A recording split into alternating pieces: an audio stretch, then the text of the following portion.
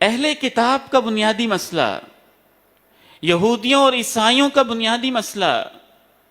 اور یہودیوں کے جرائم کوئی ڈھکے چھپے نہیں ہیں، اس وقت سے لے کے آج تک اور آج سے لے کے قیامت تک ان کے جرائم کی فہرست بہت طویل ہے، اور قرآن مجید نے گن گن کے بتائی ہے، اور خود اللہ کے پیارے نبی علیہ الصلاۃ والسلام سے جو یہود نے دشمنی کی وہ ایک سے بڑھ کے ایک ہے، بلکہ مشرکین مکہ کے بعد منافقین کو سکھانے والے ان کے پیچھے بھی اکثر یہودی ہوتے تھے، اور یہودیوں کی پلاننگ اور ان کی سازشیں ہی ہوتی تھیں، اور یہودیوں کی اس ساری ضد اور ہٹ درمی کے پیچھے بنیادی وجہ ان کا حسد تھا،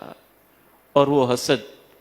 جو کزنوں کا آپس میں ہوتا ہے، رشتہ داروں کو آپس میں ہوتا ہے۔ اللہ کے نبی علیہ الصلاۃ والسلام اور یہود کے جد امجد تو حضرت ابراہیم علیہ الصلاۃ والسلام ہیں، حضرت ابراہیم کے بیٹے جناب اسماعیل علیہ الصلاۃ والسلام کی ذریت میں سے اللہ کے پیارے نبی علیہ السلام تشریف لائے ہیں، اور جناب ابراہیم کے دوسرے صاحبزادے جناب اسحاق کی نسل میں سے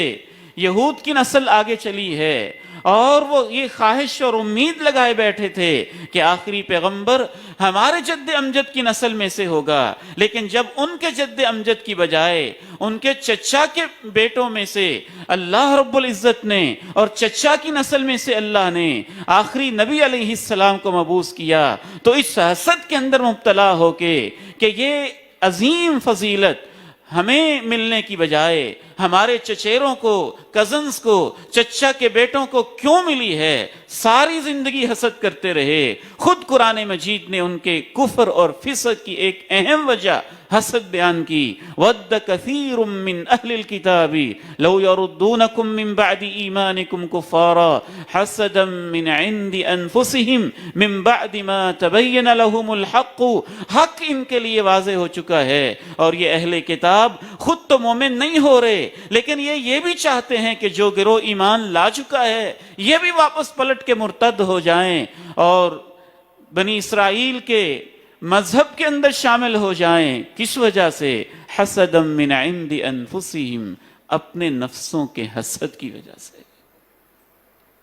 منافقین کی منافقت کے پیچھے،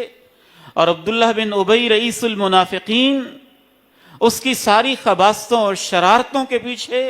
ایک بنیادی وجہ بھی اس کا حسد تھا، اور مشرکین مکہ کے ضد ہٹ درمی، تعصب اور عناد کے پیچھے بھی ایک بنیادی فیکٹر ایمان نہ لانے کا ان کا حسد تھا کہ ہماری ہی برادری میں سے، ہمارے ہی خاندان میں سے ایک یتیم کو اللہ نے نبوت کا منصب دے دیا، اب ہم ان کے ماتحت ہو جائیں۔ لولا نزل هذا القرآن على رجل من القريتين عظیم، یہ قرآن ان آبادیوں میں سے ایک بڑے سردار اور ایک بڑے انسان کے اوپر کیوں نازل نہیں کیا گیا ہے؟ اس یتیم کے اوپر کیوں نازل کیا گیا ہے، اور ہمارے اوپر کیوں نازل نہیں کیا گیا؟